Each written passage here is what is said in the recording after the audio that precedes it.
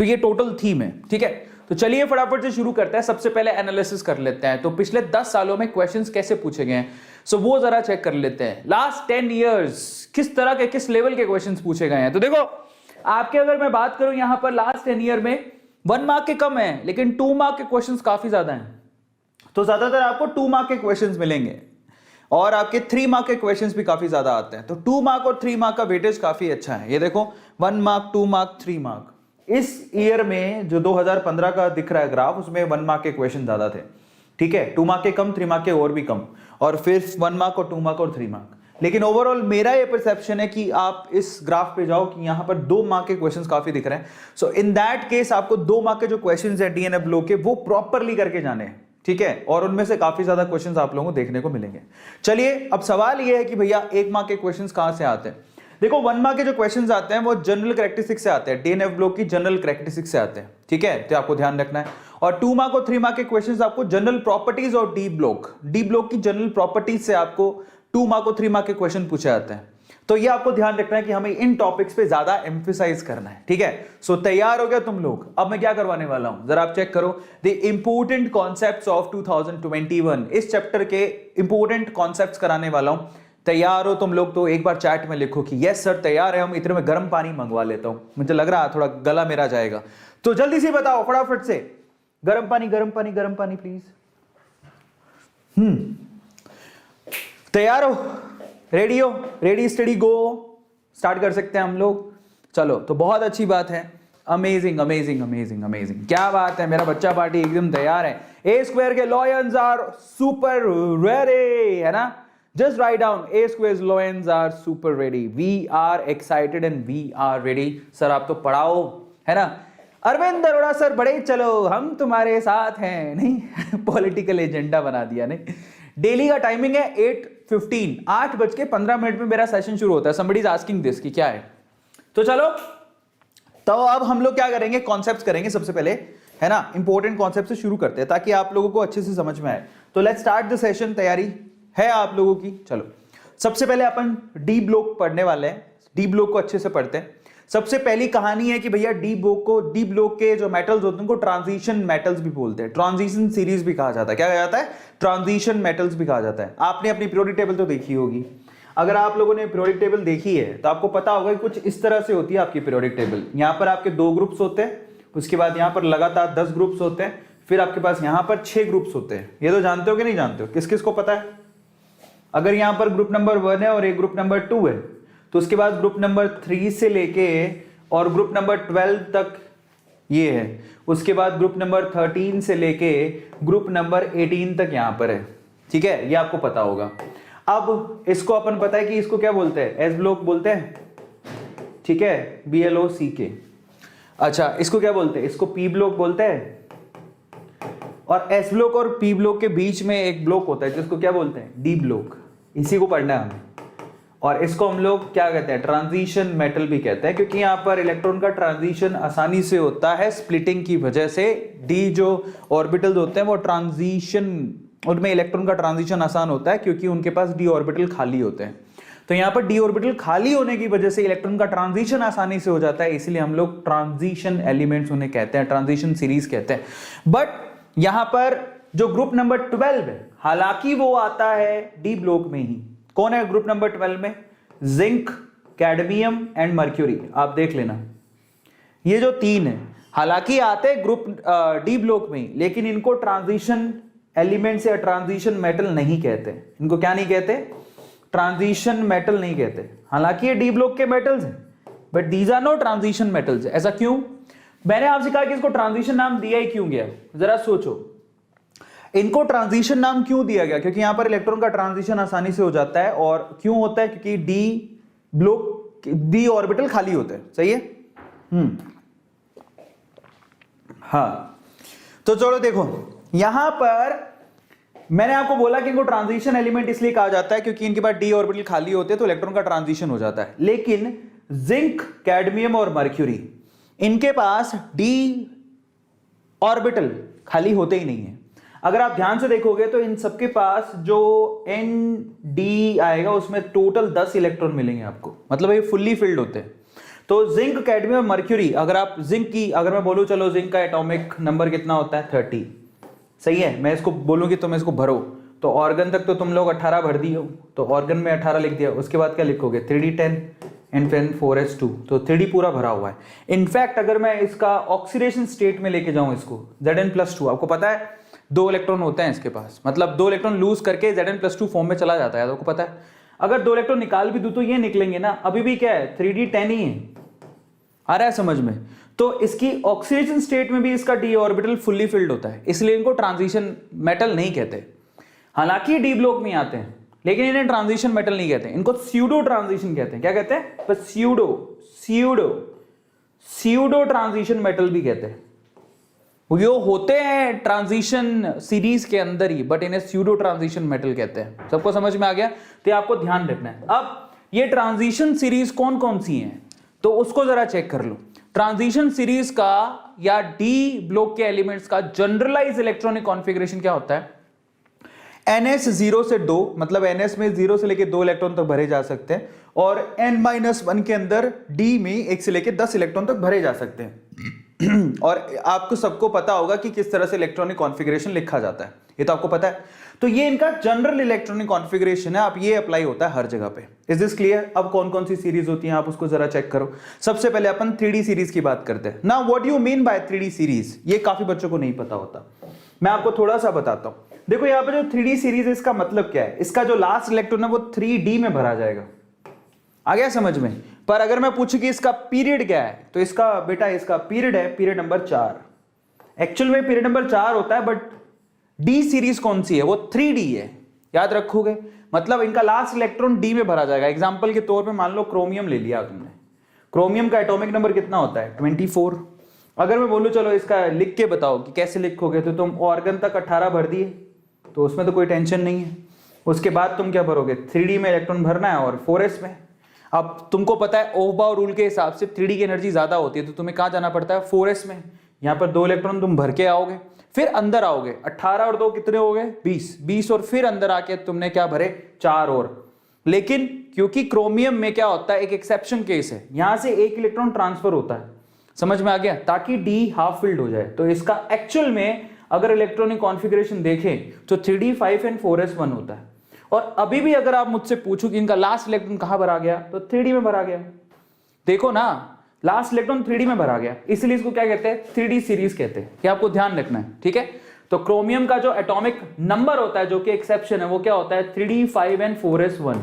ऐसी कॉपर भी है, कॉपर का इलेक्ट्रॉनिक कॉन्फ़िगरेशन कैसे लिखा जाता है? That is 3D 10 and 4s1, ऐसे लिखा जाता है। ये आपको ध्यान रखना, ठीक है।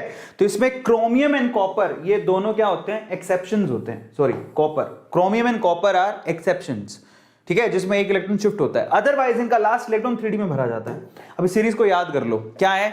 शक्ति वक्रमन फीको निकुंजन, ऐसे याद करना है, संस्कृत का शब्द लगेगा तुम्हें। Scandium, titanium, vanadium, chromium, manganese, iron, cobalt, निकल, कॉपर, जिंक, और ये तुम्हें पता होना चाहिए, ठीक है। ग्रुप बता देता हूं, स्कैंडियम आता है ग्रुप नंबर 3 में, ये आता है 4 में, ये 5 में, ये 6 में। तो क्रोमियम ग्रुप नंबर 6 में आता है, जबकि पीरियड नंबर 4 है उसका। फिर उसके बाद ये 7, 8, 9, 10, 11, 12, जिंक ग्रुप नंबर 12 में आता है। ये तुम्हारी 3D सीरीज है, तुम्हें याद होनी चाहिए। उसके बाद अपन आते हैं 4D सीरीज में। 4D सीरीज यूट्रियम से शुरू होती है। 4D का मतलब इनका लास्ट इलेक्ट्रॉन 4D में भरा जाएगा, इसलिए इसको 4D सीरीज कहते हैं। हालांकि इनका जो पीरियड है वो तो 5 है, इसका पीरियड नंबर 5 है, बट ये है 4D सीरीज। क्यों? क्योंकि लास्ट इलेक्ट्रॉन 4D में भरा जाता है। तो ये क्या है? वाई जर्नब मुंह तक रियो रे पड AGCD, ये मैंने लाइन बनाई है, मेरी खुद की लाइन है, मैं सच बता रहा हूं, मैं ही इसका इन्वेंशन किया हूं। तो ये वाई जर्नब मुंह तक रियो रा per AGCD, that is Rajasthani line, ठीक है। मैं राजस्थान का हूं, तो मैंने बैठे बैठे मुझे समझ में नहीं आ रहा था क्या करा, तो मैंने इसकी खुद की लाइन बना दी। मैंने कहा मैं किसी लड़के को बोलूं, जर्नब नाम का लड़का, उसको बोलूं ओए क्यों मेरा मुंह ताक रहा है, पढ़ ले। तो मैं ऐसे जब किसी को बोलता हूं तो उसको कैसे बोलोगे? उसको ऐसे बोलोगे, वाई जर्नब मुंह तक रियो रा पड AGCD। हालांकि उसको खुद ही को नहीं आती थी, ABCD होता है, लिखता है AGCD पर सिल्वर है ये। तो ABCD, तो ये होता है टोटल लाइन कि वाई जर्नब मुंह तक रियो रे पड AGCD। और अगली है 6, कौन सी? 5D सीरीज, जिसका पीरियड नंबर 6 होता है। और ये LA से यानी लेंथेनम से शुरू होती है। इसको कैसे याद करोगे? ला हफ्ता डब्लू रै, ये कहता है कि डब्लू हफ्ता ला हफ्ता डब्लू रै, समझ में आ गया? और आगे तुम खुद बना लेना, मेरे को इतना ही आता था। ला हफ्ता डब्लू रे और इना पेटा, पता नहीं क्या बोल रहा हूं। सो ला हफ्ता डब्लू रे, osmium, iridium, platinum, gold and mercury, ये इस तरह से मैंने याद करी थी। क्योंकि ये ना, ये जो ऑस्मियम दिखता है या अकेला है उस मेटल जो कि 3D8 दिखाता है, अदरवाइज कोई भी नहीं है। सो ये सारे मेटल्स आपको पता होने चाहिए। लास्ट में आता है मर्क्यूरी, ये है गोल्ड। और इसमें एक खास बात है, अगर आप ध्यान से देखोगे तो ये जो दिख रहा है आपको, ये कॉपर, सिल्वर, गोल्ड, इसको कोइनेज मेटल बोलते हैं। क्या बोलते हैं? Coinage metal. पुराने जमाने में इसमें क्या बनाए जाते थे? मेटल्स, इन्हीं मेटल से कोइन बनाए जाते थे, है ना? आज भी बनाए जाते हैं। सो कॉपर, सिल्वर एंड गोल्ड, इसको कोइनेज मेटल कहते हैं। Is this clear? बहुत बढ़िया। सो ये सीरीज तुम्हें पता होनी चाहिए, थोड़ी थोड़ी बेसिक्स भी तुम्हारी को क्लियर होनी चाहिए। अब हम चलते हैं जनरल प्रॉपर्टीज की तरफ, जिसपे से सवाल आते हैं। So will see the D block general properties जो तुम्हें पता होनी चाहिए। तो वो क्या है जरा आप देखो। सबसे पहले फिजिकल प्रॉपर्टीज को पढ़ते हैं। सबसे पहले तो इनकी टेंसाइल स्ट्रेंथ बहुत ही ज्यादा होती है। दे आर मेटल्स, उनकी टेंसाइल स्ट्रेंथ बहुत ज्यादा होती है क्योंकि वो मेटल है, इतनी आसानी से टूटती नहीं है। अगर आप उसको मोड़ने की कोशिश करोगे तो मुड़ जाएगा, लेकिन टूटेगा नहीं। समझ में आ गया? कई लोग, जैसे अगर मैं मान लो कि ये गिटार है, मुझे गुस्सा आ जाए कबीर सिंह के जैसे, मुझे बोलूं तेरी नजदीकियों, हाँ, तोड़ दूं इसको, ऐसे तोड़ूंगा नहीं, बट अगर मैं इसको तोड़ दूं सपोज, तो ये टूट जाएगा। लकड़ी है ना, तो ये दो पार्ट में चला जाए, मतलब जोर से मारूं तो टूट सकता है। Is this clear? तो ये लकड़ी है या प्लाई है, वॉट एवर, ऐसा गुस्सा आ गया जैसे सपोज। लेकिन अगर मान लो यही लोहा होता तो लोहा नहीं टूटता। लोहा तुम्हें पता है ना, उसको मोड़ने की कोशिश करोगे तो वो मुड़ जाएगा, लेकिन टूटेगा नहीं। काफी देर तक वो मुड़ जाएगा, लेकिन टूटेगा नहीं। ठीक है, तो इनकी टेंसाइल स्ट्रेंथ अच्छी होती है। ठीक है, उसके बाद ये सारे के सारे मेटल्स हैं, तो इनकी इलेक्ट्रिकल और थर्मल कंडक्टिविटी भी अच्छी होती है।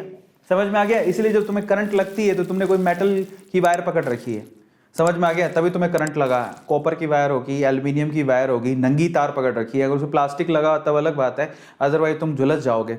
और उसमें भी करंट लगता है तो क्या कहते हैं? लकड़ी लेके आओ, फटाफट से लकड़ी से छुड़वाया जाता है उसको, है ना? तो किस किस को करंट लगा है बचपन में? किस किस को करंट लगा है जिसको लगता है कि हाँ मेरे को बहुत करंट लगा हुआ है? Just write down in chat section. और उसके बाद ये मेटेलिक लस्टर, इनमें चमक होती है, बहुत ही खूबसूरत दिखते हैं। इनमें एक अलग ही लेवल की चमक होगी, चमकेंगे। और इनके अलावा क्या होते हैं? ये डक्टाइल होते हैं। What do you mean by ductility? Ductility मतलब इनको पतली पतली रोड्स आप बना सकते हो बड़े आसानी से। पतली पतली रोड्स बना सकते हो। जैसे आपको पतली पतली रोड्स क्या है, वायर्स में कन्वर्ट किया जा सकता है। कॉपर की वायर मिलती है, एल्यूमिनियम की वायर मिलती है, आयरन की वायर्स, छोटी छोटी पतली पतली। आप गोल्ड की वायर, सिल्वर की वायर बना सकते हो ना, है ना? इनफैक्ट अगर आप लोगों ने मिठाइयां खाई हैं तो आपने देखा होगा कि उसमें सोने के वक्र चढ़े रहते हैं, चांदी के वक्र चढ़े रहते हैं। बहुत महंगी मिठाइयां मिलती हैं। सूरत में एक दुकान है जो कि सोने की मिठाइयां बनाता है, बहुत महंगी होती है उसकी। तो वहां पर प्योर गोल्ड, और पता है प्योर गोल्ड आपके दिमाग के लिए काफी अच्छा होता है। ज्यादा एक्सेस में नहीं खाना होता, पर ज्यादातर मेटल आपको खराब करते हैं, बट ये मेटल आपको खराब नहीं करते। इसके अलावा मैलिएबल होते हैं, मतलब पतली पतली शीट्स। इसको, ये डक्टालिटी मतलब पतली वायर, लेकिन मैलिएबल मतलब पतली पतली शीट्स। और सबसे ज्यादा मैलिएबिलिटी किसकी होती है? सोने की। आपको पता होगा, है ना? आप सोने का वक्र चढ़ाते हो मिठाइयों के ऊपर, आइला से, ये इनकी खास बात होती है। अब आते हैं अपन मेल्टिंग पॉइंट पर। क्योंकि ये मेटल्स हैं तो इनके मेल्टिंग पॉइंट भी काफी ज्यादा होते हैं। अगर आप ग्राफिकली देखोगे तो इनके मेल्टिंग पॉइंट किस तरह से वेरी करते हैं और क्यों करते हैं, उसका रीजन मैंने पहले भी बताया था, मैं दोबारा बता देता हूं। सबसे पहले तो सवाल ये उठता है कि अगर मैं पूरी पीरियोडिक टेबल को देखूं, मतलब ये जो पूरे ट्रांजिशन मेटल्स को देखूं, तो उनके वेरिएशन में अगर मैं पूछूं सबसे ज्यादा मेल्टिंग पॉइंट किसका है, तो ये है melting point versus atomic number graph. इस ग्राफ से साफ दिखाई दे रहा है कि चोटी पर कौन है? चोटी पर है चोटी पर कौन है? टंगस्टन। सो इसकी जो मेल्टिंग पॉइंट होती है वो सबसे ज्यादा होती है।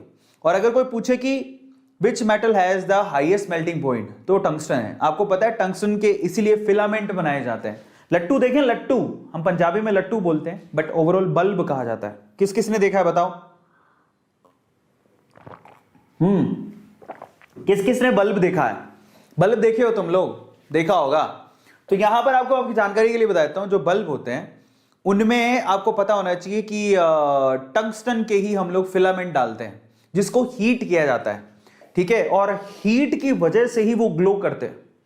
समझ में आ गया? उनकी चमक क्यों आती है? क्योंकि बहुत एक्सेसिव हीट हो गया, वो हीटअप होने की वजह से वो ग्लो करने लगते हैं, है ना। और अगर और कोई मेटल होता तो इतनी हीट में तो पिघल जाता, लेकिन टंगस्टन पिघलता नहीं है और वो ग्लो करने लगता है, इसलिए टंगस्टन को यूज करते हैं। सबको समझ में आ गया?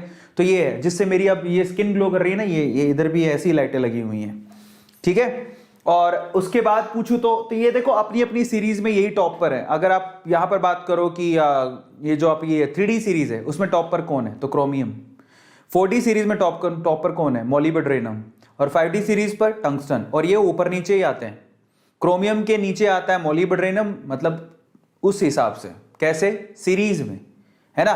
तो क्रोमियम के नीचे मोलिब्डेनम, मोलिब्डेनम के नीचे आता है टंगस्टन, सीरीज के हिसाब से बोल रहा हूं। और मेल्टिंग पॉइंट के हिसाब से देखें तो टंगस्टन टॉप पर है। समझ में आ गया? यानी कि ऊपर से नीचे जाने पर मेल्टिंग पॉइंट बढ़ती है। अब कईयों को समझ नहीं आ रहा होगा तो मैं समझाता हूं कैसे, ये जरा ध्यान से इसको चेक करना। अभी तुम सीरीज पढ़ के आए थे, देखो पढ़े थे कि नहीं पढ़े थे, अब आप इसको ध्यान से देखना। क्रोमियम के नीचे कौन है, मोलिब्डेनम। मोलिब्डेनम के नीचे कौन है, टंगस्टन। है कि नहीं है कि नहीं है, जल्दी से बताओ। क्रोमियम के नीचे मोलिब्डेनम, मोलिब्डेनम के नीचे टंगस्टन है। और ऊपर से नीचे जाने पर मेल्टिंग पॉइंट इंक्रीज होता है, ये तो ध्यान रखोगे। सबसे ज्यादा मेल्टिंग पॉइंट किसका होता है, टंगस्टन का। ऊपर से नीचे जाने पर मेल्टिंग पॉइंट इंक्रीज होता है और सबसे ज्यादा मेल्टिंग पॉइंट किसका होता है, टंगस्टन का। Is this clear? एक सेकंड में बल्ब बना के दिखाता हूं। अपना ये बल्ब खराब हुआ तो देना एक बार। चलो तो अब मैं आपको बल्ब दिखाता हूं, अगर मेरे पास घर पे पड़ा होगा तो मैं दिखाता हूं टंगस्टन। सबको याद हो गया? तो ये ध्यान रखना कि टंगस्टन की मेल्टिंग पॉइंट काफी ज्यादा होती है, ठीक है। चलो अब हम चलते हैं आगे। नेक्स्ट क्या है, अब जरा हम देखते हैं फिजिकल प्रॉपर्टीज में। टेंसाइल स्ट्रेंथ वगैरह सब देख लिया हमने कि ये काफी ज्यादा। अरे सोनरस भी होते हैं। सोनरस का मतलब आपने कभी घंटियां देखी हैं, तूने मारी एंट्रियां रे दिल में बजी घंटियां रे टन टन टन। वो जो टन टन टन होता है वो सारे मेटल्स ही होते हैं, आपको पता है। तो वो सोनरस होते हैं, मतलब काफी अच्छी आवाज आती है उसमें, टन टन। जो मंदिरों में घंटे लगे रहते हैं वो आयरन के होते हैं, शायद आयरन के होते हैं, क्या होते हैं, बहुत काफी सोनरस होते हैं, अच्छी खासी आवाज आती है। So there is a good sound, ठीक है। चलो सो अब हम लोग आगे चलते हैं। मेल्टिंग पॉइंट का हमने समझ लिया, ठीक है। सो फाइनली अब हम लोग थोड़ा और आगे चलते हैं। तो इन दैट केस एक और बात समझ लो। सबसे पहले अगर आप ग्राफ को ध्यान से देखोगे तो ग्राफ कैसे वेरी कर रहा है, आप देखो यहां पर स्कैंडियम से टाइटेनियम, टाइटेनियम से वेनेडियम, वेनेडियम से क्रोमियम, मेल्टिंग पॉइंट बढ़ता है। जरा देखो, बढ़ रहा है, बढ़ रहा है, बढ़ रहा है, बढ़ रहा है, अचानक से कम हो गया। ये एक एक्सेप्शन है। ये जो मैंगनीज है ना, दिस इज एन एक्सेप्शन जिसमें अचानक से मेल्टिंग पॉइंट कम हो जाता है। अब हालांकि अगर कोई पूछे कि इनका मेल्टिंग पॉइंट ज्यादा क्यों है, वो इसीलिए है क्योंकि इन सबके पास चाहे टंगस्टन बोलो, मोलिब्डेनम बोलो, क्रोमियम बोलो, उनके पास डी के अंदर 5 इलेक्ट्रॉन है। अनपेड इलेक्ट्रॉन ज्यादा होने की वजह से वो अनपेड इलेक्ट्रॉन क्या करता है, सामने वाले मेटल के 5 अनपेड इलेक्ट्रॉन के साथ बॉन्ड बना लेते हैं। समझ में आ गया? जिसकी वजह से मेल्टिंग पॉइंट ज्यादा होता है। पर इसमें एक एक्सेप्शन है, that is manganese. Manganese is the exception जहां पर कोई थ्योरी काम नहीं कर रही है। तो दिस इज एन एक्सेप्शन। जहां पर इंसान अपनी थ्योरी काम ना करवा पाए वो हमारे लिए क्या होता है, एक्सेप्शन। समझ में आ गया? तो यही है, और तो कुछ नहीं हो सकता। तो ऐसा क्यों होता है, उसके पीछे का लॉजिक ये है कि इनके सबके पास हाफ फील्ड ऑर्बिटल्स होते हैं, ठीक है। और इसी वजह से यहां पर d5 एटॉमिक मेटालिक बॉन्ड्स बन जाते हैं, जिसकी वजह से ऐसा होता है। अब हम आगे चलते हैं, एटॉमिक साइज का थोड़ा ट्रेंड चेक कर लेते हैं। अगर आप लेफ्ट टू राइट जाओगे तो आपको ना साइज घटता हुआ दिखाई देगा। आपको सबको बचपन से याद करवाया है। कैसे? अगर मैं यहां पर पूरी सीरीज को लिखूं तो देखो यहां पर कौन कौन है सीरीज के अंदर। सबसे पहले स्कैंडियम है, टाइटेनियम है, वेनेडियम है, क्रोमियम है। उसके बाद कौन है, मैंगनीज है ना। मैंगनीज के बाद किसका नंबर आता है, फी को नी आता है। उसके बाद किसका नंबर आता है, कु जन। यही है ना। आपको सबको बताया गया होगा कि जब आप लेफ्ट टू राइट जाते हो, ऐसा लेफ्ट टू राइट जाते हो तो इफेक्टिव न्यूक्लियस चार्ज बढ़ता है। इस वजह से साइज घटता है, ये तो आपको पता है। तो इस वजह से साइज डिक्रीज होता है। बिल्कुल सही बात है। स्कैंडियम से मैंगनीज तक इफेक्टिव न्यूक्लियस चार्ज ज्यादा होता है, इसलिए साइज घटता है। That's good, proper. और अगर मैं थोड़ा और अच्छे से बोलूं कि इफेक्टिव न्यूक्लियस चार्ज वाला जो कॉन्सेप्ट है वो स्क्रीनिंग इफेक्ट से ज्यादा इफेक्टिव होता है। स्क्रीनिंग इफेक्ट क्या होता है, अंदर के इलेक्ट्रॉन बाहर के इलेक्ट्रॉन को स्क्रीन करते हैं। तो वो इतना प्रभावी नहीं होता, इफेक्टिव न्यूक्लियस चार्ज ज्यादा प्रभावी होता है, इसलिए ये इफेक्ट काम करता है वो नहीं। इस वजह से यहां से यहां जाने पर आपका साइज घटता है और आपको यही दिखेगा। देखो आप यहां पकड़ो, ये वाली सीरीज है, ये रहा scandium, titanium, vanadium, chromium, manganese, ये मैंगनीज तक आते आते घटा, आ गया समझ में। अब उसके बाद आते हैं, उसके बाद आता है फीकोनी। इनके साइज यहां पर क्या होता है, effective nucleus charge, effective nucleus charge almost equal होता है किससे, स्क्रीनिंग इफेक्ट के से। Effective nucleus charge screening effect से ऑलमोस्ट इक्वल होता है, मतलब एक इफेक्ट दूसरे इफेक्ट को खत्म कर रहा है, इसलिए ना साइज बढ़ता है ना साइज घटता है। इस वजह से आपको ज्यादातर ये जो साइज है, देखो इन तीनों के साइज ऑलमोस्ट बराबर दिख रहे हैं, दिख रहा है। ये आपके पास फीकोनी यही है, यानी कि आयरन, कोबाल्ट और निकल, इनके साइज ऑलमोस्ट बराबर होते हैं। ये आपके डोबरेनर के ट्रायड कहलाते हैं। क्या कहलाते हैं, डोबरेनर के ट्रायड, ठीक है। अब लास्ट में यह होता है, साइज बढ़ने की बजाय कॉपर और जिंक में साइज घटने की बजाय बढ़ जाता है। तो यहां पर क्या है, स्क्रीनिंग इफेक्ट एक्चुअली ज्यादा हो जाता है as compare to effective nucleus charge, इस वजह से ऐसा होता है। तो यहां पर आपको दिखेगा, देखो अगर आप ध्यान से देखोगे तो ये कॉपर है और ये जिंक है, तो जिंक की साइज एक्चुअली कॉपर से ज्यादा है। Zinc has more atomic size as compare to copper. Now that's really very interesting कि जिंक की जो एटॉमिक साइज होती है वो कॉपर से ज्यादा होती है, और ये बहुत कम बच्चों को पता होता है। तो वेरिएशन आप जरा चेक करो, धीरे धीरे घट रहा है, बराबर हो गया, फिर बढ़ना शुरू हो गया, ऐसी ग्राफ आती है। पहली चीज तो ये ऑब्जर्व होती है। ये आपकी किस सीरीज के लिए बोल रहा हूं मैं, ये 3D सीरीज के लिए बोल रहा हूं मैं। ऐसा ही 4D सीरीज में भी होता है, 5D में भी होता है, लेकिन 4D और 5D सीरीज में खास बात है, किस किस को समझ में आ गया अभी तक जो मैं बोला, सबको समझ में आ गया। अब हम लोग जरा आप चेक करना, अब जो हम लोग 4D और 5D सीरीज देख रहे हैं उसमें एक खास बात है। क्या 4D और 5D सीरीज की खास बात ये है, अगर आप ध्यान से चेक करोगे तो इनमें कोई ज्यादा गैप नहीं है। 3D और 4D सीरीज में काफी गैप है, देखो है कि नहीं, लेकिन 4D और 5D सीरीज में ज्यादा गैप नहीं है। और 4D और 5D सीरीज में ज्यादा गैप नहीं है, इसका मतलब 4D और 5D सीरीज में जो एटम्स होते हैं उनकी साइज ऑलमोस्ट इक्वल होती है, ज्यादा फर्क नहीं होता। ऐसा क्यों होता है, ये होता है डी कॉन्ट्रैक्शन इफेक्ट की वजह से। किसकी वजह से, डी कॉन्ट्रैक्शन इफेक्ट की वजह से, या फिर हम लोग कहें कॉन्ट्रैक्शन इफेक्ट की वजह से। कॉन्ट्रैक्शन इफेक्ट लगता है जिसकी वजह से साइज बढ़ने की बजाय घटना शुरू हो जाता है। तो यहां पर साइज में ज्यादा फर्क नहीं है। तो ये छोटी छोटी चीजें जो ग्राफ से समझ में आती हैं, and we have to focus on that. Clear हो गया। तो यहां पर एक ग्राफ है ना, काफी इंटरेस्टिंग है, और एक ग्राफ से ज्यादा सवाल पूछे जाते हैं, यहीं से सवाल आते हैं, और अगर आपको पता नहीं है तो फिर दिक्कत होगी। तो ओवरऑल हमने क्या सीखा, ओवरऑल हमने सीखा कि जो 4D और 5D सीरीज होती है उनके एटॉमिक साइज जो है वो ऑलमोस्ट इक्वल होते हैं। एक चीज तो ये हमने सीखी, और हमने क्या सीखा, लेंथेनॉइड कॉन्ट्रैक्शन की वजह से यहां पर ऐसा होता है, ठीक है, पुअर शिल्डिंग की वजह से ऐसा होता है। यहां पर शिल्डिंग बहुत पुअर है, इसको कॉन्ट्रैक्शन इफेक्ट भी कहते हैं, इस वजह से इनकी साइज बढ़ने की बजाय घट जाती है, ठीक है, ये आपको ध्यान रखना है। अगला है एंथैल्पी ऑफ एटोमाइजेशन। एटोमाइजेशन का क्या मतलब, कौन आसानी से एटम में कन्वर्ट हो जाता है, एंथैल्पी ऑफ किसको एनर्जी कम लगती है जिससे आसानी से वो एटम में कन्वर्ट हो जाएगा, एटोमाइजेशन, ठीक है। और उसमें भी आपको नॉर्मल ट्रेंड है जो ध्यान रखने हैं, इनमें भी टॉपिक कौन आ रहा है, देखो 3D सीरीज की एंथैल्पी ऑफ एटोमाइजेशन सबसे कम है, देन 4D देन 5D। ये वैसे ही जैसा मेल्टिंग पॉइंट है यार, मेल्टिंग पॉइंट का मतलब क्या होता है, आप कितनी हीट दोगे कि वो मेल्ट हो जाए, तो इसका मतलब भी तो वही है, आप कितनी हीट दोगी कि वो एटम में कन्वर्ट हो जाए। सारा खेल तो एनर्जी का ही है। तो जैसा ग्राफ एंथैल्पी ऑफ एटोमाइजेशन का ग्राफ एज इट इज होता है जैसा कि मेल्टिंग पॉइंट का ग्राफ देखा आपने। इस पे टॉप पर कौन है, टंगस्टन, फिर मोलिब्डेनम, क्रोमियम, सेम, कोई फर्क नहीं है। ये graph as it is melting point के जैसा है, जो आपको ध्यान रखना है। और ऐसा क्यों होता है, एटोमाइजेशन में D5 ये 5 इलेक्ट्रॉन जो कि स्ट्रॉन्ग मेटालिक बॉन्ड बनाते हैं उसकी वजह से ऐसा होता है। इन सब के पास 5-5 इलेक्ट्रॉन है, समझ में आ गया। हालांकि वो मैंगनीज के पास भी होते हैं, लेकिन मैंगनीज एक एक्सेप्शन है, जो आपको ध्यान रखना है कि manganese is an exception. Clear हो गया। अब हम बात करते हैं आयनाइजेशन थेरेपी की। देखो आयनाइजेशन थेरेपी तो मैं आपको स्ट्रेट फॉरवर्ड बात करूं कि आप साइज से उसकी लॉजिक लगा सकते हो। Ionisation enthalpy is anti proportional to size. अगर साइज बढ़ेगा तो आयनाइजेशन थेरेपी घटेगी, साइज घटेगा तो आयनाइजेशन थेरेपी बढ़ेगी, ये आपको सबको पता है। तो अगर मैं यहां पर वो लॉजिक लगाऊं तो कुछ हद तक वो लॉजिक लगता है, लेकिन फिर भी इसमें एक्सेप्शंस हैं बहुत सारे।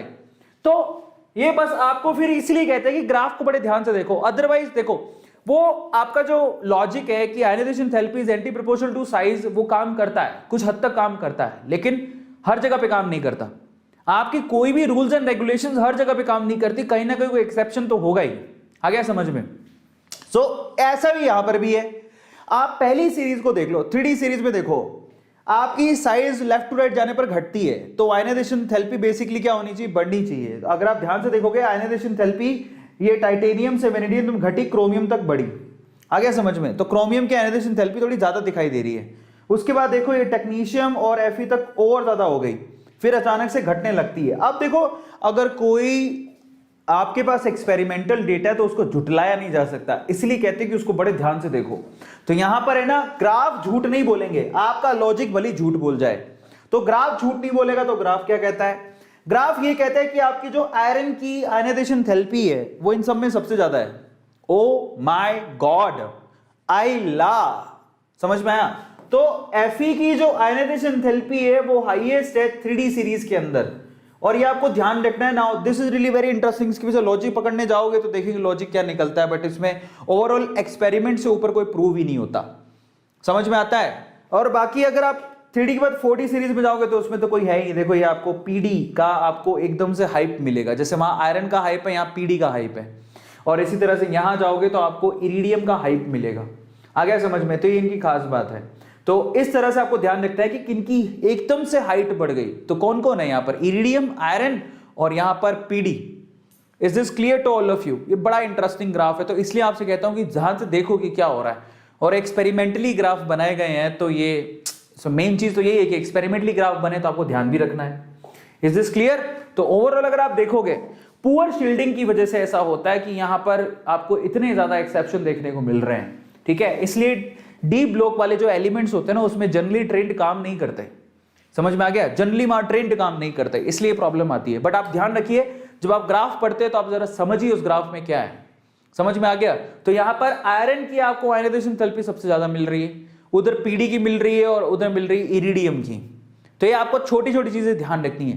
फीकोनी कुजन, तो ये आपको बड़ा ध्यान रखना है कि आप जो आयरन आपका 26 पे आता है, ठीक है, जो अचानक से अपनी आयनाइजेशन एंथैल्पी में हाइट पकड़ लेता है, तो ये ध्यान रखना है। और स्पेशली मैं आयरन आयरन आयरन क्यों बोल रहा हूं?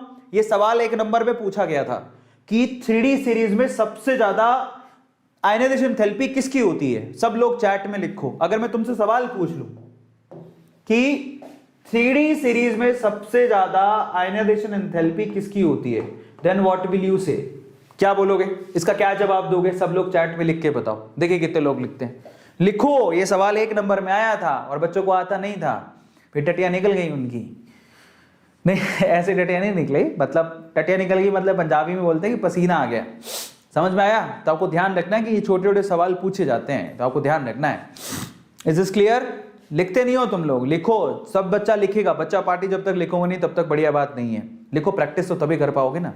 चलो, बहुत बढ़िया। सो अब हम लोग आगे चलते हैं। नेक्स्ट क्या है हमारे पास? तो थोड़ा कैंसिल हो गया, यस। तो आपको एक और चीज यहां से क्या समझ में आती है कि 3D, ये जो थर्ड आयनाइजेशन एंथैल्पी हमेशा सेकंड और फर्स्ट से ज्यादा होती है, तो तुम बचपन से पढ़ते आ रहे हो, it's not a big deal. अब हम चलते हैं आगे, ऑक्सीडेशन स्टेट के बारे में थोड़ी डिस्कशन कर लेते हैं कि इनका ऑक्सीडेशन स्टेट कैसे वेरी करता है, and that's very interesting as well. Scandium का ऑक्सीडेशन स्टेट +3 होता है क्योंकि इसके पास D और S के इलेक्ट्रॉन मिला के 3 ही होते हैं। टाइटेनियम वेरिएबल ऑक्सीडेशन स्टेट दिखाता है 2, 3, 4, देख लो। वेनेडियम यहां पर वेरिएबल ऑक्सीडेशन स्टेट दिखाता है 2, 3, 4, 5। क्रोमियम यहां पर 2, 3, 4, 5, 6 तक जाता है। Now that's very interesting. और मैंगनीज यहां तो 2, 3, 4, 5, 6, 7 तक चला जाता है। तो अगर आप ध्यान से देखो क्या ट्रेंड बन रहा है, स्कैंडियम से लेके मैंगनीज तक तो आपकी ऑक्सीडेशन स्टेट बढ़ रही है, उसके बाद धीरे लगातार घटती है। और ये भी रेयर है, यहां लिखा हुआ है Fe की ऑक्सीजन +2, +3, ये तो कॉमन है। ये रेयर है, +4 एंड +6 वाली रेयर, ठीक है। उसके बाद आती है कोबाल्ट की +2, +3, +4, निकल की +2, +3, +4, कॉपर की सबको पता है +1 एंड +2, क्यूपरस एंड क्यूप्रिक, और जिंक की +2 ही होती है। तो यहां पर इस तरह से वेरिएशन आता है, ये आपको ध्यान रखना है। अगर यहां से सवाल पूछा जाए कि सबसे ज्यादा ऑक्सीडेशन स्टेट कौन दिखाता है, तो 3D सीरीज में सबसे ज्यादा ऑक्सीडेशन स्टेट मैंगनीज दिखाता है, ये आपको ध्यान रखनी है। कौन दिखाता है? मैंगनीज। अब यही सवाल पूछा जाता है, ऐसी सवालों का सारा खेल होता है। अच्छा, एक और बात मैं आपको बताऊं, इससे एक और चीज समझ में आती है। क्या? आप ध्यान से देखना, ज्यादातर मैं आपको +3 ऑक्सीडेशन स्टेट मिलेगा। ये देखो +3 +3 +3 +3 +3 +3 +3, ज्यादातर में आपको +3 ऑक्सीडेशन स्टेट मिल रहा है। +3 ऑक्सीडेशन स्टेट जनरली कैरी कर रहा है स्कैंडियम से लेके निकल तक, सिर्फ कॉपर नहीं करता और जिंक नहीं करता। तो आप अंदाजा लगाओ कि यहां पर मोस्ट कॉमन ऑक्सीडेशन स्टेट्स क्या निकल के आ रही है, +3। मैक्सिमम ऑक्सीडेशन स्टेट क्या निकल के आ रही है, +7। समझ में आ गया। क्रोमियम का मैक्सिमम क्या होता है, +6 विच इज वेरी स्टेबल। समझ में आ गया। तो ये है, तो ये छोटी छोटी चीजें जो आप जब देखते हो तो आपको अंदाजा लगने लग जाता है। चलिए, तो मैंगनीज इसमें है जो हाईएस्ट ऑक्सीडेशन नंबर रखता है। अब आते हैं मैग्नेटिक प्रॉपर्टी की तरफ। देखो मैग्नेटिक प्रॉपर्टी को जरा समझ लो कि मैग्नेटिक प्रॉपर्टी का मतलब क्या होता है। मैग्नेटिक प्रॉपर्टी का मतलब होता है कि भैया अगर मैग्नेट रख दिए तो वो बेसिकली उस मैग्नेटिज्म में वो अट्रैक्ट होगा या फिर रिपेल करेगा, मतलब अट्रैक्शन आएगा, रिपल्शन होगा। तो इन दैट केस उनको किस पार्ट में डिवाइड किया जाता है, एक तो होता है डायामैग्नेटिक, जो बेसिकली क्या होता है, अगर आपने मैग्नेटिक फील्ड अप्लाई कर दिया तो वो रिपेल करेगा। क्यों करेगा, क्योंकि उनके पास अनपेड इलेक्ट्रॉन है ही नहीं, सारे के सारे पेयर्ड है, इस वजह से ऐसा होता है। फिर उसके बाद आता है पैरामैग्नेटिक। पैरामैग्नेटिक किसको बोलते हैं, जो वीकली अट्रैक्टेड होता है, मतलब वीकली वो अट्रैक्ट, अगर आपने मैग्नेटिज्म लगा दिया तो वो वीकली अट्रैक्ट होगा। समझ में आता है। और उसमें ऐसा क्यों होता है, क्योंकि उसके पास अनपेड इलेक्ट्रॉन होता है। तो ये अच्छे से रिपेल होता है, ये वीकली अट्रैक्ट होता है, लेकिन एक होता है जो कि बहुत ज्यादा स्ट्रांगली अट्रैक्ट होता है, उसको क्या बोलते हैं, फेरोमैग्नेटिज्म। और ये भी अनपेड इलेक्ट्रॉन की वजह से होता है, काफी ज्यादा अनपेड इलेक्ट्रॉन होते हैं तो उसमें स्ट्रॉन्ग अट्रैक्शन होता है, काफी ज्यादा स्ट्रॉन्ग अट्रैक्शन होता है। तो वहां पर NS पोल लगा दी तो ये बहुत ज्यादा स्ट्रांगली अट्रैक्ट होता है। एक होता है एंटी फेरोमैग्नेटिज्म। ये anti ferromagnetism due to unpaired electron, ये मॉडरेटली अट्रैक्टेड है। समझ में आ गया। मतलब इसमें जो ग्रेन्स होते हैं बेसिकली काफी ज्यादा एक दूसरे के अपोज करते हैं, तो इतना ज्यादा अट्रैक्शन नहीं है, नॉर्मल अट्रैक्शन है। तो यहां अगर कोई पूछे कि इनको कैसे पार्ट में डिवाइड किया, तो 4 पार्ट में डिवाइड किया हुआ है। ठीक है। वीकली अट्रैक्टेड मतलब पैरामैग्नेटिज्म, फेरोमैग्नेटिज्म में स्ट्रॉन्ग अट्रैक्शन होता है, एवरेज अट्रैक्शन एंटी फेरो में होता है। तो ये छोटी छोटी चीजें आपको ध्यान रखनी है। अब मैग्नेटिक मूवमेंट निकालते कैसे, ये तरीका होता है ना, that's very interesting and very important. और आपकी जानकारी के लिए बताता हूं, मैग्नेटिक मूवमेंट निकालने का तरीका होता है √NN+2। ठीक है। n क्या है, number of electrons, unpaired electrons, और इसकी यूनिट क्या होती है, बोहर मैग्नेटॉन। याद रखोगे तो आपको ध्यान रखना है। अच्छा, अब अपन आते हैं इंपॉर्टेंट चीज की तरफ। ये तो हो गया तुम्हारे पास number of unpaired electron and all that. ठीक है। अब आप मेरी बात ध्यान से सुनना। यहां पर है ना, आप लोगों को डेटा दिया होगा, कभी कभार डेटा दिया होता है, कहता लिखता है कि म्यू की वैल्यू दे रखी है 1.72, ऐसा दे रखा होगा बोहर मैग्नेटॉन, ऐसा लिखा होता है कि किसी भी एटम है ना, अनपेड इलेक्ट्रॉन, सॉरी, किसी भी एटम के अंदर उल्टी चीज दी ना, पहले आपको म्यू दे दे। ये तो आप म्यू कब निकालोगे, जब आपके पास अनपेड इलेक्ट्रॉन होगा। मैं आपसे कहता हूं, जब आपको मान लो म्यू की वैल्यू दे रखी हो, तो अगर आपसे पूछे कोई अनपेड इलेक्ट्रॉन बताओ, तो क्या बताओगे। तो आपकी जानकारी के लिए शॉर्ट ट्रिक बताता हूं। ये जो डेसिमल के पहले जो लिखा हुआ है, शॉर्ट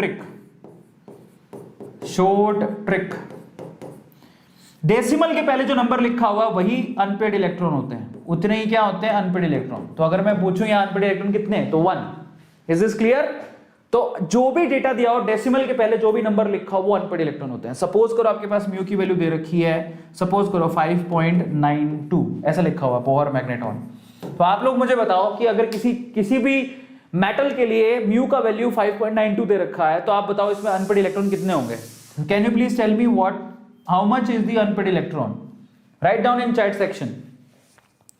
5। समझ में आ गया। तो डेसिमल से पहले जो लिखा हुआ वही उसका क्या है, अनपेड इलेक्ट्रॉन है। ये शॉर्ट ट्रिक है, this is the short trick. बहुत बढ़िया। तो आपको ध्यान रखना है, आपको बहुत काम आएंगे। जितने आप प्रैक्टिस करोगे उतना अच्छा है, तुम्हें फायदा उतना ही होगा। बल्ले बल्ले, शावा शावा, ये वही है। देखो 1 अनपेड इलेक्ट्रॉन, तो इसका मतलब 1.73 लिखा होगा, तो मतलब 1 जो डेसिमल के आगे दे रखा है वही उसका अनपेड इलेक्ट्रॉन का संख्या। अब कॉम्प्लेक्स फॉर्मेशन भी देख लेते हैं। ज्यादातर जो डी मेटल्स होते हैं वो कॉम्प्लेक्स फॉर्म करते हैं। आपने एक कोऑर्डिनेशन कंपाउंड करके एक चैप्टर है, डीएफ के बाद ही आएगा वो, उसमें ज्यादातर आपको डी ब्लॉक के एलिमेंट्स मिलेंगे। क्योंकि खास बात होती है कि ये कॉम्प्लेक्स कंपाउंड्स बनाते हैं। उसके पीछे का रीजन क्या होता है, लॉजिक ये होता है क्योंकि इनके पास वेरिएबल ऑक्सीडेशन स्टेट्स होती हैं। समझ में आ गया, ये सबसे बड़ा लॉजिक है। तो यहां पर क्योंकि इनके डी ऑर्बिटल्स खाली होते हैं, वेरिएबल ऑक्सीडेशन स्टेट्स होती हैं, इस वजह से क्या करते हैं, जो लिगेंड्स होते हैं उनसे इलेक्ट्रॉन ले लेते हैं और कोऑर्डिनेशन और कॉम्प्लेक्स कंपाउंड बनाते हैं। सबको पता है, ये पूरा चैप्टर ही है, अगले वाला चैप्टर है, ये इनकी खास बात होती है। इनके अंदर एक और खास बात होती है, इनकी कैटालिटिक प्रॉपर्टी भी होती है। और अगर कोई पूछे कि कैटालिटिक प्रॉपर्टी का क्या मतलब है, कि किसी केमिकल रिएक्शन को बहुत तेजी से करवाया जा सकता है अगर इनको यूज कर रहे हो तो। ये कैटालिटिक प्रॉपर्टी इनमें क्यों होती है? क्योंकि इनके पास वेरिएबल ऑक्सीडेशन स्टेट होती है। इनकी वेरिएबल ऑक्सीडेशन स्टेट होती है, इसलिए इनकी रिएक्टिविटी ज्यादा होती है।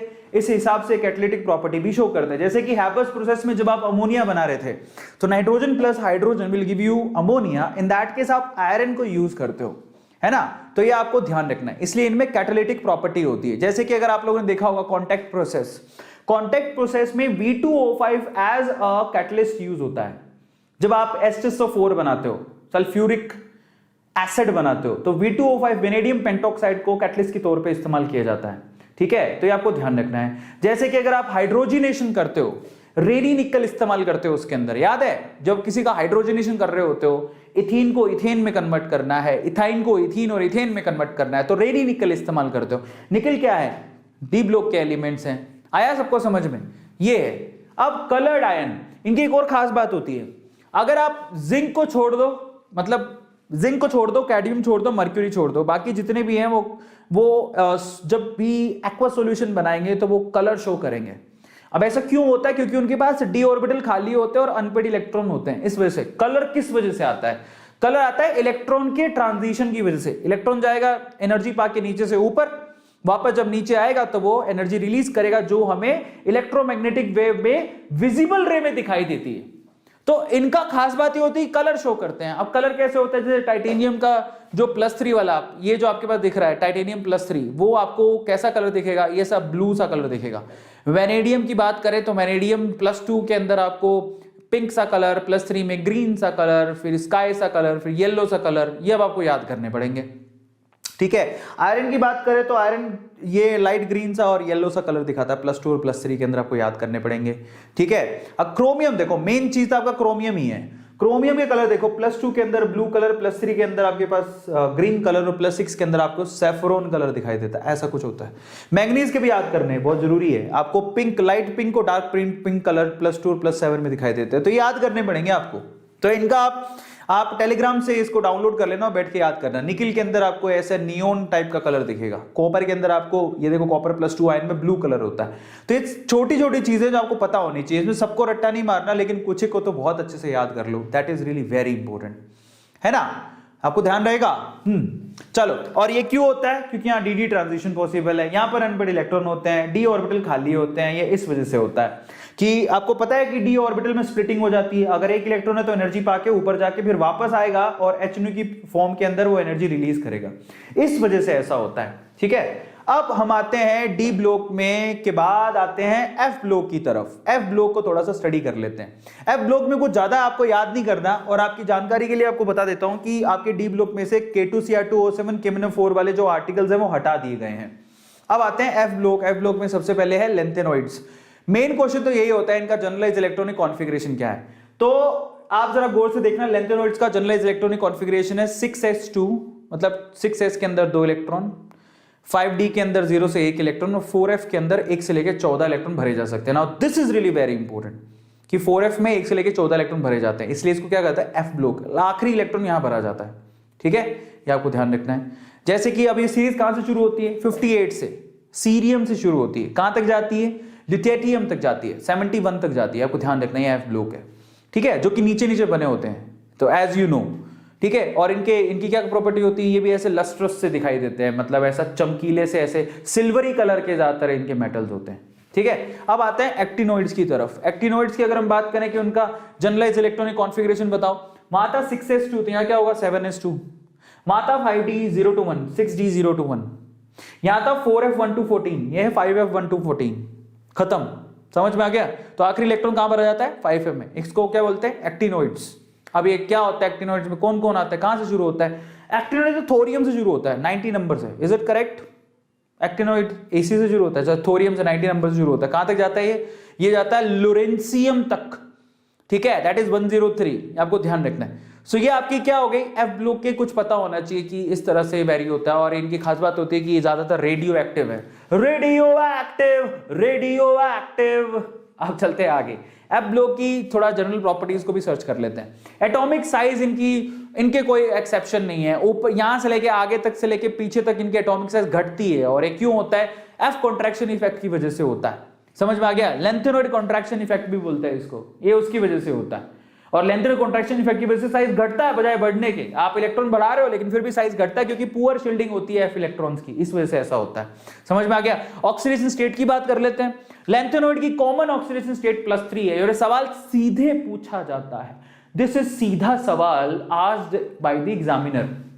एंड इसके अलावा अगर आप बात करो, देखो सीरियम की तो +2 +3 +4, मतलब +3 इसमें कॉमन होगा, सब में आपको +3 कॉमन मिलेगा। समझ में आ गया? ये आपको ध्यान रखना है। अब अपन करते हैं सवाल। तो यहां पर हमारी थ्योरी खत्म हो गई, जो थ्योरी पढ़नी थी। बाकी बहुत सारी थ्योरी फालतू है जिसका कोई मतलब नहीं है, तो हम स्मार्ट काम करेंगे और हम लोग उतना ही थ्योरी पढ़ेंगे जितना हमको काम आएगा। तो are you guys excited and ready for 10 question? जल्दी से लिखो चैट सेक्शन में। कौन कौन तैयार है एकदम 10 सवाल सोल्व करने के लिए? जल्दी से बताओ, जल्दी बताओ। कदी एस फुलते कदी ओस फुलते, यार मेरा तितलियां वर्गा, यार मेरा तितलियां वर्गा। नहीं, पता नहीं ये कौन सा नशा करता है, यार मेरा, यार मेरा हर किसी से वफा करता है। अच्छा, मीनाक्षी मैम, नालायक, मैं कहां से मीनाक्षी मैम हो गया? उनकी तो बहुत अच्छी आवाज है भाई, अपने तो कुछ है ही नहीं, आधे तो गला फट गया है। 10 सवाल, टॉप 10 क्वेश्चंस की तरफ चलते हैं। Let's see top 10 questions. पहला सवाल, अब आप लोग जवाब देना। पहला सवाल क्या है जरा देखो, उसको कवर कर लेते हैं। फर्स्ट क्वेश्चन कहता है, account for the following, zinc is not considered as transition element. क्यों होता है ऐसा? जिंक को ट्रांजिशन एलिमेंट क्यों नहीं बोलते? क्योंकि जिंक में डी ऑर्बिटल खाली नहीं है, ना तो इसकी एटॉमिक स्टेट में ना इसकी ऑक्सीडेशन स्टेट में। क्योंकि इनके पास एटॉमिक स्टेट में और ऑक्सीडेशन स्टेट में डी ऑर्बिटल खाली नहीं है, इसलिए इसको ट्रांजिशन एलिमेंट नहीं बोलते, क्योंकि इसमें ट्रांजिशन पॉसिबल नहीं है। दैट्स इट, इतना ही लिखना है। क्योंकि अगर जिंक की बात करोगे तो 3d 10 and 4s2 होता है, Zn+2 की भी बात करोगे तो 3d 10 4s 0 होता है, तो इनके पास 3d खाली नहीं है, so it has 10 इलेक्ट्रॉन्स। अगला सवाल, what are the different oxidation state exhibit by lanthanide? कौन कौन सी ऑक्सीडेशन स्टेट लैंथेनॉइड दिखाता है? तो स्पेशली कौन सी होती है? +3, जानते हो? तो लैंथेनॉइड की स्पेशल मेजॉरिटी +3 होती है, हम पहली बात कर चुके हैं। बट ये रेयर केस में 2 से 4 भी दिखाता है, +2 और +4 भी दिखाता है। ये आपको 1 नंबर दे देता फ्री में। बताओ, इज इट हार्ड? सच बताओ, और कॉपी पेन में लिखते रहना, और आप लोग चैट के अंदर लिखो, 1 नंबर में आपको फ्री के 1 नंबर देते हैं, ये फ्री के नंबर होते हैं, फिर भी तुम लोग देख लो, मतलब तुम लोग लिखते नहीं हो, लिखो तुम लोग अभी के अभी, ठीक है? ये आपको ध्यान रखना है। उसके बाद तीसरा सवाल, और आप पता है जितनी ज्यादा प्रैक्टिस करोगे उतनी चीजें आसान होती जाएंगी। So do practice, write down the things like. अच्छा, ज्यादा अंग्रेजी हो गई है ना? चलो, पता नहीं ये कौन सा नशा करता है, यार मेरा हर किसी से वफा करता है। चलो आगे चलो। तो तीसरा सवाल, assign the reason for the following. पहला है कि copper first ion is not known for aqueous solution, क्योंकि कॉपर प्लस आयन जिसको क्यूप्रस आयन भी कहते हैं, वो एक्वस सॉल्यूशन में स्टेबल नहीं होता। ऐसा क्यों? सवाल देखो क्या लिखा है कि कॉपर +1 आयन स्टेबल नहीं होता। ऐसा क्यों? एक्वस सॉल्यूशन में कॉपर +1 आयन स्टेबल नहीं होता। ऐसा क्यों? क्योंकि कॉपर +1 आयन एक्चुअली कॉपर +2 और कॉपर में कन्वर्ट हो जाता है, ये अपने आप को डिस्प्रपोर्शनेट कर लेता है ना। ये लिख के आना है आपको, जरा ध्यान से समझो मैं क्या कहने की कोशिश कर रहा हूं। जरा देखो, यहां पर जो कॉपर +1 आयन है ना, जिसको क्यूप्रस आयन कहते हैं, जैसे आप इसको पानी में डालोगे दैट इज वेरी अनस्टेबल, ये तुरंत टूट के किस में कन्वर्ट हो जाता है? कॉपर +2 में कन्वर्ट हो जाता है, और साथ में एक कॉपर आयन भी बना लेता है। अब मतलब क्या है इसका? ये डिस्प्रपोर्शनेट हो जाता है, मतलब खुद का तुरंत ऑक्सीडेशन रिडक्शन का बीच का है ना। जरा आप देखो, अगर मैं तुमसे कहूं कि कॉपर की ऑक्सीडेशन स्टेट लिखो, देखो तो कॉपर एटॉमिक स्टेट में तो 0 पर पाया जाता है, ये +1 पे भी जा सकता है, ये +2 पे भी जा सकता है। अब इसके ऊपर बात की गई है, ये क्या कहलाता है? Cuprous ion. क्या कहलाता है? Cuprous ion. तो क्यूप्रस आयन तुरंत क्या करता है? तुरंत अपने आप को +2 में कन्वर्ट कर लेता है और +1 में कन्वर्ट कर लेता है। डिस्प्रपोर्शनेट हो जाता है क्योंकि खुद बीच का है। कौन है ये? बीच का। कौन है ये? बीच का। कौन है ये? बीच का। हु इज दिस, बीच का, लिखो कौन है ये, बीच का। इसलिए क्या करता है, अपने आप को डिस्प्रपोर्शनेट कर लेता है, ये बीच का नहीं रहना चाहता, तो ये कहां चला जाता है, तो आगे चला जाता है या पीछे चला जाता है। So he don't want to be बीच का, समझ में आ गया, ये कौन है, बीच का।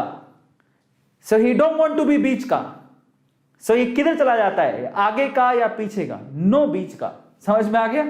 तुमने कोई बाइक में ट्रिपलिंग करी है अच्छा, किस किस ने बाइक पे ट्रिपलिंग कर रखी है बताओ। ऐसे बाइक होती है ऐसे करके, देखो ऐसे बाइक के दो चक्के होते हैं, तुम्हें पता है ना, और ऐसे करके बाइक होती है, ऐसे करके बाइक होती है, मतलब ऐसे करके यूं, क्या बाइक बना रहे ला भाई, ऐसा करके है नहीं, मैं बाइक बनाया कि मैंने क्या बनाया पता नहीं, बट ऐसे करके बाइक होती है। उस बाइक में ना आपने कभी देखा होगा ट्रिपलिंग करते, आपने ट्रिपलिंग भी की होगी, तो ऐसे ट्रिपलिंग में ये पहला बंदा है जो गाड़ी चला रहा होता है ना, फिर एक होता है पीछे वाला बंदा जो पीछे पीछे पकड़ के बैठता है, ये इसको पीछे पीछे पकड़ के बैठता है नहीं, एक होता है बीच का, तो ये बीच वाला जो बंदा बड़ा परेशान होता है, वो समझ में नहीं आता क्या करूं, नहीं, सो दिस इज बीच का। अब देखो, अब अगर तीनों लड़के ही हैं तो बीच वाले लड़के को परेशानी होगी, नो डाउट, ठीक है। अब लड़कियां, मुझे पता नहीं लड़कियों में ट्रिपलिंग होती है कि नहीं होती, तो बीच वाले को परेशानी होती है नो डाउट, लेकिन मेरे ख्याल से परेशानी लास्ट वाले को होनी चाहिए। कौन से वाले को, इस वाले को, क्योंकि कभी भी नीचे गिर सकता नहीं, एक बार भाई नीचे गिर गया। चलो फालतू की बातें हैं, अब हो गया। सो बिकॉज ये कॉपर प्लस 2 बीच का होता है, इसलिए ये आगे चला जाता है और पीछे चला जाता है, डिस्प्रपोर्शनेट कर लेता है अपने आप को। चौथा सवाल, explain the reasons transition metal and there compound generally exhibit paramagnetic behaviour. क्यों इनका पैरामैग्नेटिक बिहेवियर होता है? अरे इसलिए होता है क्योंकि उनके पास क्या होते हैं, अनपढ़ इलेक्ट्रॉन, क्योंकि इनके पास ज्यादातर डी ऑर्बिटल कैसे होते हैं, खाली होते हैं।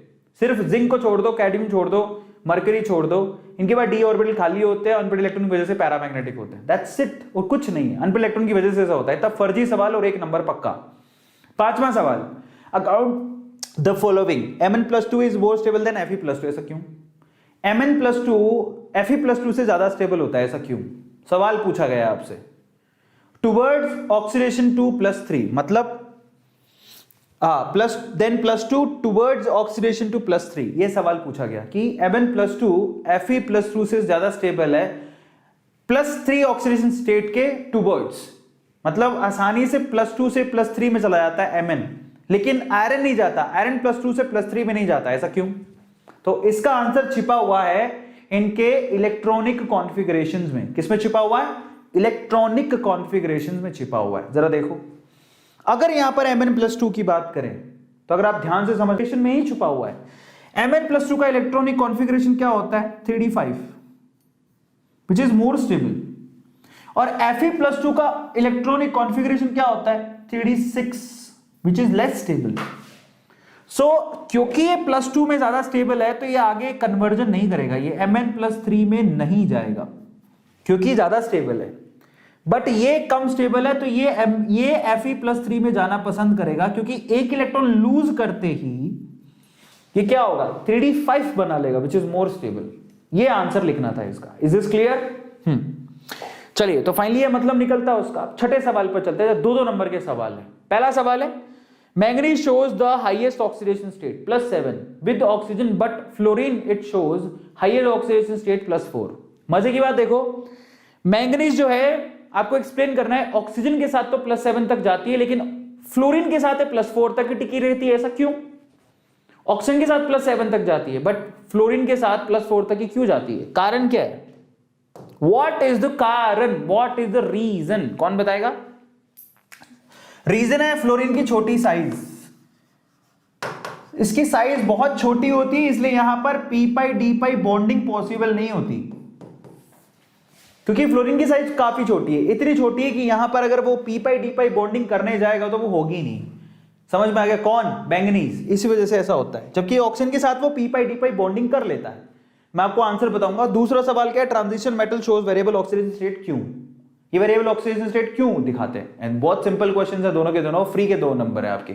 इनके आंसर्स कैसे पकड़ोगे जरा आप चेक करो। भैया आगे क्यों नहीं जा रहा है ये? अब ये तो मेरे को ही लेके जाना पड़ेगा क्या इनको आगे? हाँ तो अभी ये इससे नहीं जा रहे आगे, क्या हो गया पता नहीं।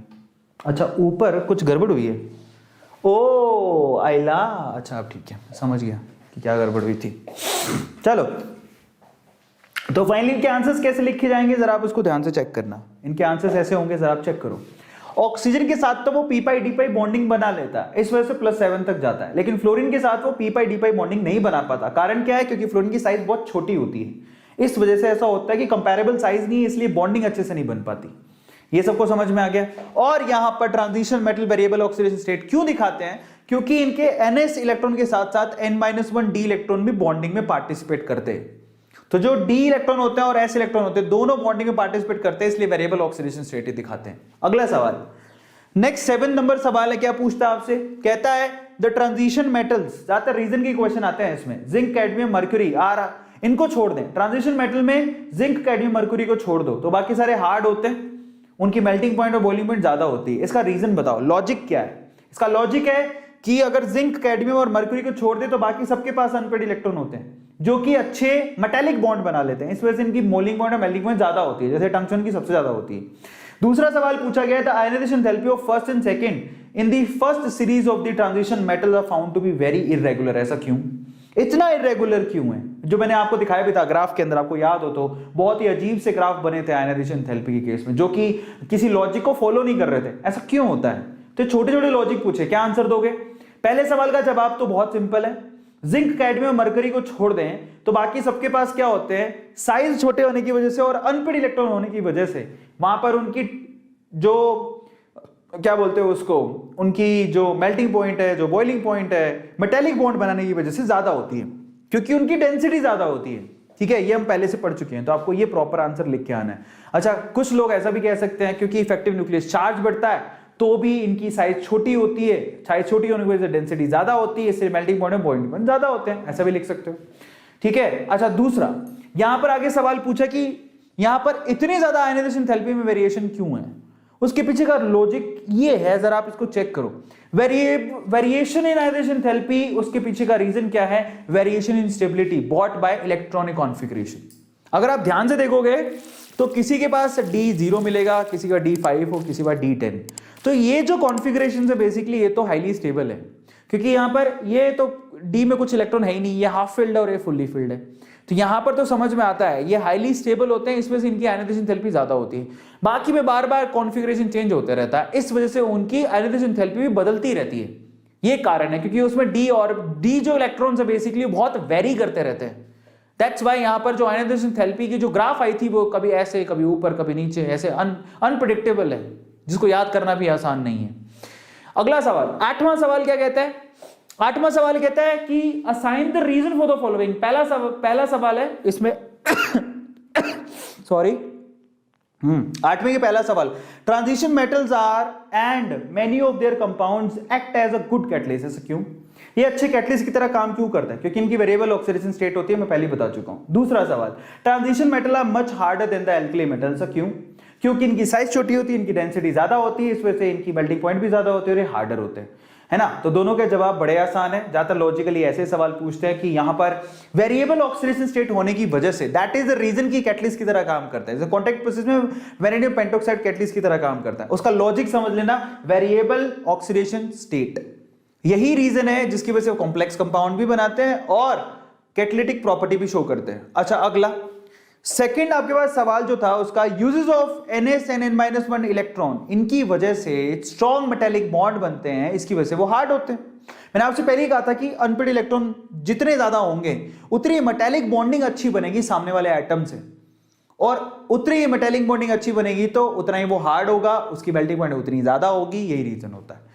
आपको बताया तो सारा खेल अनपेड इलेक्ट्रॉन का है, जितने ज्यादा अनपेड इलेक्ट्रॉन उतनी अच्छी मेटालिक बॉन्डिंग, उतनी अच्छी मेल्टिंग पॉइंट, उतनी अच्छी बॉइलिंग पॉइंट। ये रीजन होता है। समझ में आ गया? फाइनली 9वां सवाल क्या कहता है? 9वां सवाल में पूछा, 3 मार्क का क्वेश्चन है, D block elements exhibit more oxidation state than F block element. ऐसा क्यों होता है? पहला सवाल। दूसरा सवाल पूछा गया था, enthalpies of the atomization of the transition metal are high, उसके आपको रीजन देने हैं। और तीसरा था, variable oxidation state of the transition metal is the different type from that of the non transition metals. इन सबके रीजन देने हैं आपको कि ऐसा क्यों होता है। समझ में आ गया? तो एक एक करके पकड़ो। पहला पूछा आपसे, D block elements exhibit more oxidation state as compare to F block elements. इसका रीजन पकड़ाना है, इसका रीजन क्या होगा? एंथैल्पी ऑटोमाइजेशन ट्रांजिशन मेटल की ज्यादा क्यों होती है?